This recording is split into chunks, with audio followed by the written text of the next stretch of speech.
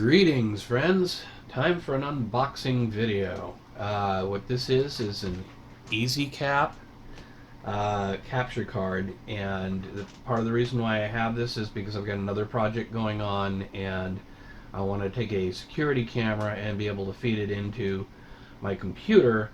My old capture card died, and ultimately this thing claims to be compatible with multiple operating systems. I happen to have XP, Windows 7, and Windows 10, so I'm going to try it on all three of those and we'll see what happens. So let's unbox this. It actually turns out to be incredibly simple to unbox. There's no staples, it's not heat sealed together. This is going to come apart pretty easily. And it comes with the little mini disc. Now that's for some people that are concerned that haven't seen the mini discs. This goes way back. I even had business card CDs that were shaped like a business card but still functioned.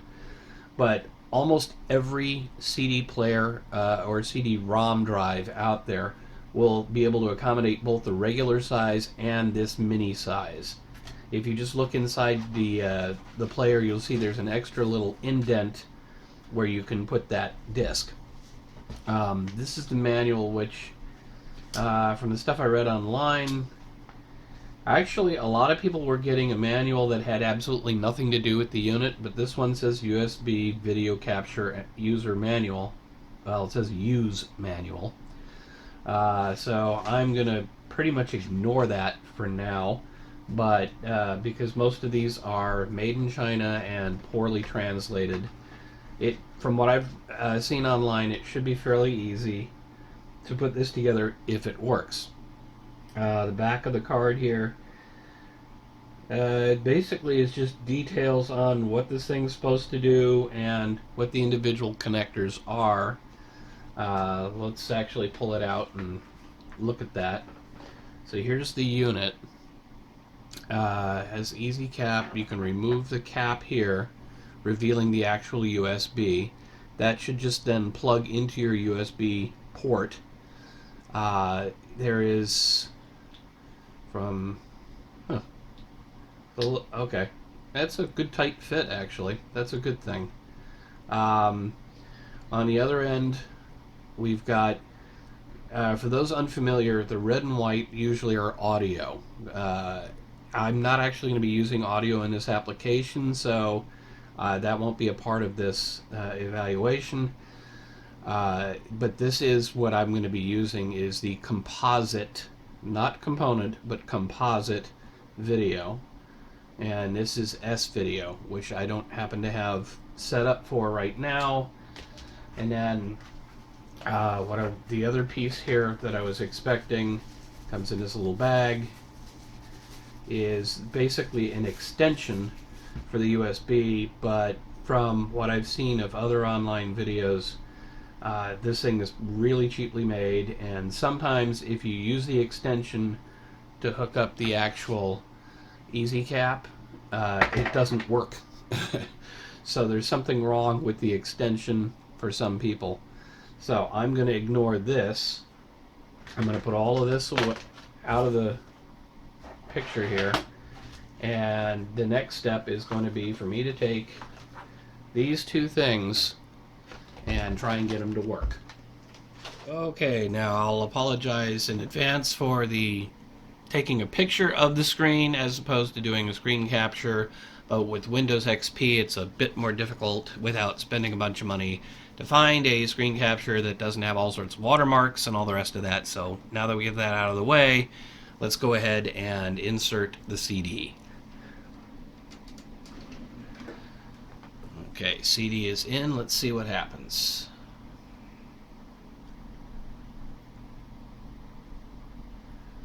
Alright, would appear nothing automatic.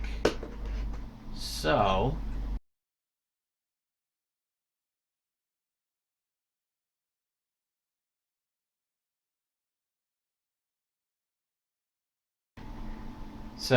I'm going to go ahead and select English. And, oh wow. Okay. There we go. VHS to DVD 3 SE. It's preparing. Okay, now what I'm hoping for is to see just the drivers. Now I'm going to go ahead and blindly accept this. I recommend that you actually read the, whenever something like this comes up, that you go ahead and read it. But I'm going to take my chances. And there we go. Let's see. Install VHS to DVD.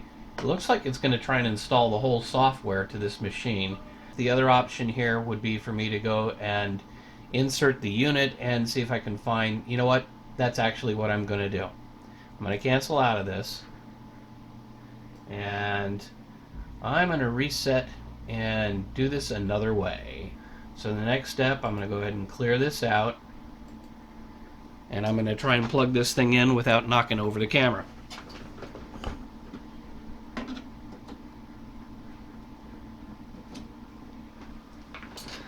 And there we go. Found new hardware, USB compatible, blah blah blah.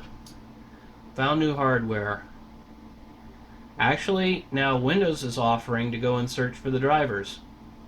So I'm going to go ahead and say yes to that, this time only, and say next. Hopefully it'll replace whatever drivers came with it, because then I'll have the most up-to-date drivers. Let's see what it comes up with. Okay, this is an old machine, as I said, so nothing is going to pass Windows validation. Software you're installing to this hardware USB composite device has not passed Windows logo testing to verify it's compatible with Windows XP. Well, Windows isn't supporting XP anymore. This is 2017. So I'm going to say continue anyway. And it found something.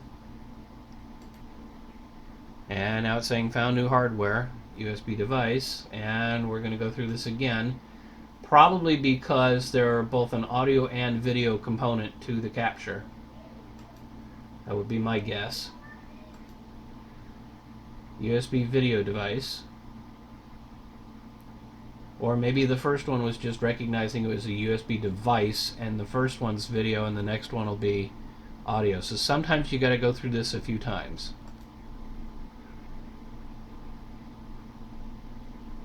And it's probably going to pop up the thing about not being approved by Microsoft.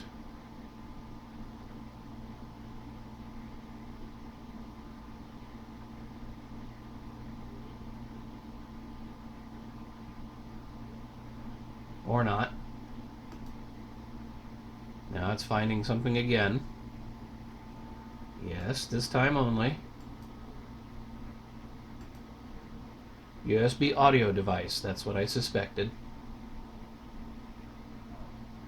But I should have paid closer attention the first time when it was probably just saying a general USB device, and then it was the video, now it's the audio, and now it's saying that it doesn't pass, or it wasn't checked. XP still works, folks. Granted, most of the hardware that it's on is a lot slower than modern systems, as with this machine. But this is an old machine I'm dusting off for a completely different purpose. So let's see where we end up now. Is there any more?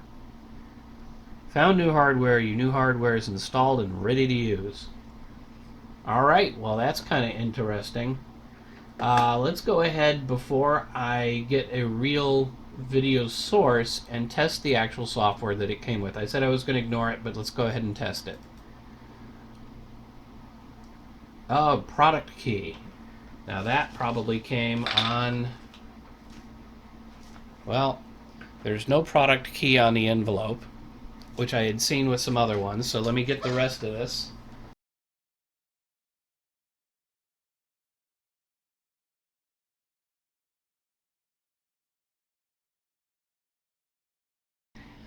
In the past, I've used a program called Virtual Dub, which you can go find. It's actually free software. It's a great story if you want to read it about the guy who created it. Basically took all his spare time in college and found a problem that he couldn't find a good enough program for and decided to write his own. And that became Virtual Dub. It's a great program, and it has the ability to do video capture. So I'm going to go ahead. It's in a folder on my hard drive. I'll spare you all the installation. It's not hard. Just follow the directions. And I'm going to go ahead and open it up. And I'm going to go to File. And I come down to Capture AVI. I just want to see if this thing will actually find the device. Let's see, device settings. USB video device, I believe that's it. Hey, we got something that kind of looks like video. Now, it may not look like video to you, but it does kind of look like video to me. So what I'm going to do now is I'm going to go ahead and actually, there's nothing connected to it, it's just plugged in. So I'm going to go ahead and get a source plugged into it, and we'll see what happens. Okay, I've managed to actually find a video source and enough cabling to get everything hooked up. I had to disable something else, but this is all about testing and making sure this thing's going to work, and then ultimately I'll figure out the plan for the rest of it. So, you can see something is going on here, but it's off.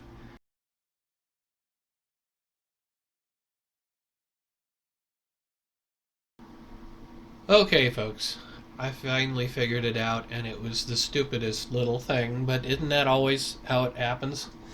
As it turns out, if you're using Virtual Dub, I had it set on overlay, and somehow the overlay is interfering with the incoming video. So I switched on the video menu from overlay to preview, and voila, I have video. Now, unfortunately, that's one good thing. I got that working, and it's nice and clear, and I'm happy with it, and I've even tried recording it, and it looks fairly decent. Now, this is actually running through an old VCR, which I use as a switcher because the VCR had multiple input sources. So I'm going to switch from this channel on one system to another channel on another system. Now, the first one was set up as standard definition. The second one is set up as high definition letterboxed. So that's what you're seeing there. And the last one is my security camera, but as you can see, that security camera kind of popped in and then popped out. And the whole point of me getting this device was to be able to record video off of that camera. So this is not working here, but I'm not giving up yet, because ultimately this system is supposed to work with XP all the way up through Windows 10, I believe. So I happen to have an XP box, a Windows 7 box, and a Windows 10 box. So I'm going to try it on the other two boxes, and we'll see what happens. Okay, now let's go ahead and try this in Windows 10. I've got the dongle ready to go. I'm going to go ahead and plug it in. This is what I learned with XP, was basically plug it in and just see if Windows will find the drivers for it. So here we go, it's plugged in. Let's see if it recognizes something new being in there. And nothing is happening. It appears to be on,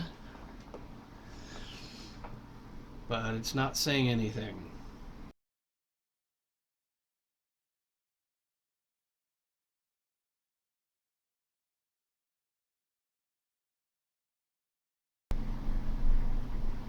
Geez, Microsoft, everything used to be easy.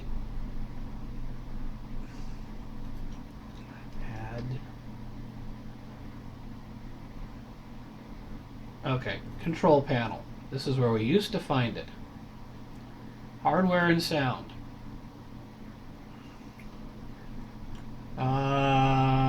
It's not display. Devices. I'm going to go under devices and printers. Add a device.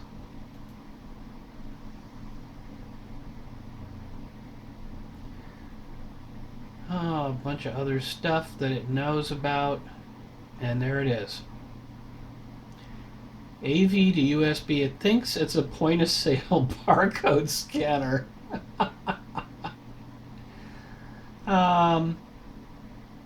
I'm hoping that's mine because it's seeing somebody else's stuff too.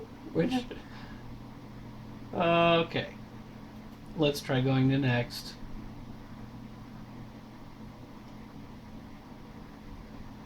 There's AV to USB too, which is probably the device, but it thinks it's a barcode scanner. That's funny. So we'll let it go through its motions. I'll go ahead and speed this up and meet you on the other end.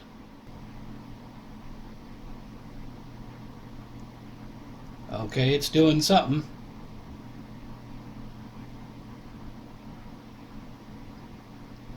At least I thought I heard the hard drive.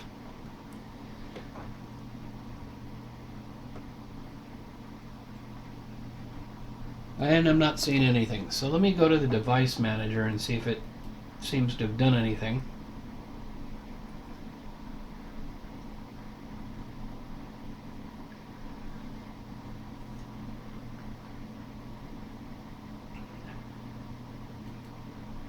I'll look at sound, video, and game. I found the AV to USB.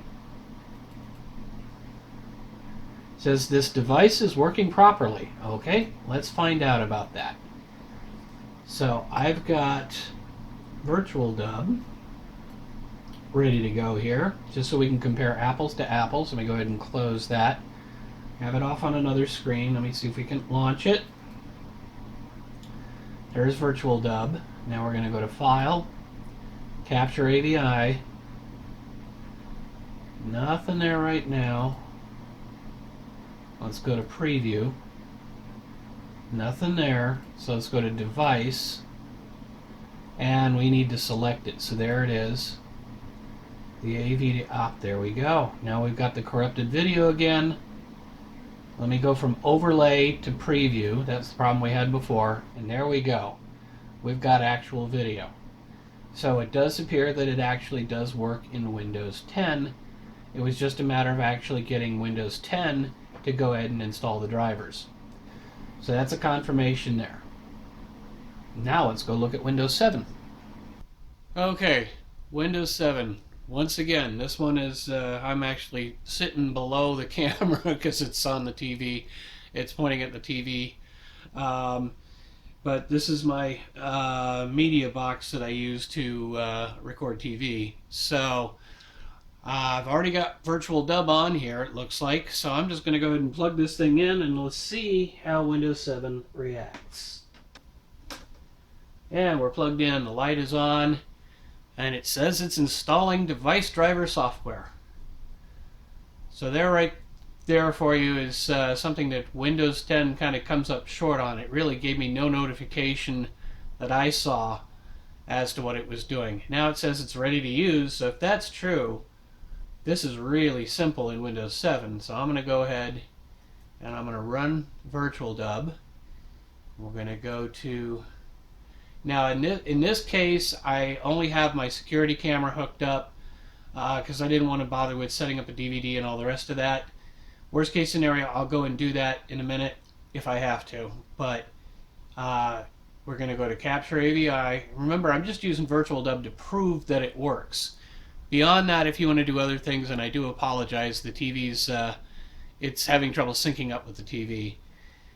But hopefully you can see enough here, and you saw enough in the other two, that you'd be able to figure out what's going on. Now I'm going to go to Device, because that's where we had a problem before. And it sees my other capture card. And it's not seeing... See, now this is probably going to pick up the TV signal. Nope. It crashed. Go figure. Okay. Let's try again. You know what? Let's go out of Virtual Dub and come back. It didn't crash, it just hung. So let's try and run it again. We're going to go down to Capture AVI. Last time I went to video first, but For some reason, it's not responding. It's hanging. Now it's back. Okay, I'm going to go to preview. It's probably going to show me nothing. Yeah, I don't think that... Oh, there it is. AVD USB 2. Alright. And it kind of came up and disappeared, which is what it was doing before. Go to preview. At some point I'm going to have to figure out why it doesn't like my security camera. But ultimately we've got it to a point where, just to sort of prove that other things are working, if I go back to this, you're probably going to see fuzz. Nope. It hung again. I don't think this is virtual dub. I think there's something else wrong. It could also just be that I have a different version on this machine than I had on the others. So the only other thing I could do would be to try to try and download a current version and see. But ultimately, I think that my opinion on this device is that it does work, but it may have some reaction to certain devices. So it's possible that you might hook it up. Getting the drivers in seems to be okay. I'd seen reviews where people had said that they had to go to a bunch of different websites and then finally found a driver that worked, where they couldn't find any that were working until they got to that site. It seems like out of the box, if you don't bother with the CD, you can get most of these versions of Windows to find a current driver and install it. So if you just let Windows do its thing, I think you're better off. Beyond that, when it comes to the actual quality of the video, I think the quality looks like it's pretty good for what it's supposed to be. This is not supposed to be high def. It's a DVD quality. In fact, some of the packages say VHS to DVD. This one I think says VHS to USB. So it kind of depends, you know, on the outside of the package it says VHS to USB. Internally, when you get to the drivers, it says AV to USB, which I'll kick on there. But you see it's not really giving me anything. If I go to preview, yeah, I'm not even getting a blip. But I could probably prove it if I were to hook it up to the DVD player. So I'm not sure what's going on there. But quality-wise, I think it's okay. Driver-wise, I think it's okay. It could use some improvement, but for $8, what do you want? If it works, it works. If it doesn't, it doesn't. If you really want something that you're assured is going to work, you're going to have to spend some money. So I think that's it for the review. And so if you liked what you saw, please feel free to hit like or dislike if you didn't like it. And feel free to subscribe. May tell me that maybe I need to do some more unboxing videos, find some other stuff to buy and set up and try. So that's it for now. Thanks for watching.